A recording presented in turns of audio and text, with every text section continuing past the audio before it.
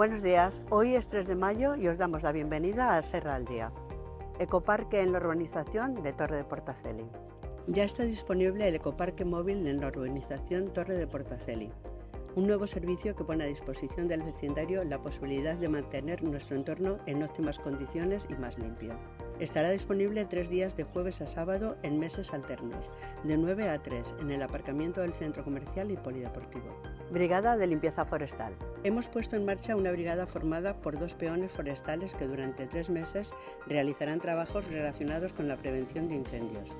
También hacen tareas de limpieza y desbroce de nuestros barrancos, una continuación de los que la brigada emerge con 5 personas ha venido realizando en los últimos meses.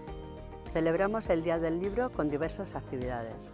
Para conmemorar el Día del Libro, hemos realizado diferentes actividades en la urbanización Torre de Portaceli y en el casco urbano, para fomentar el hábito lector en todas las edades. Desde presentación de libros como cuentacuentos han marcado unos días basados en la lectura y la imaginación, con el objetivo de impulsar un ocio saludable y educativo.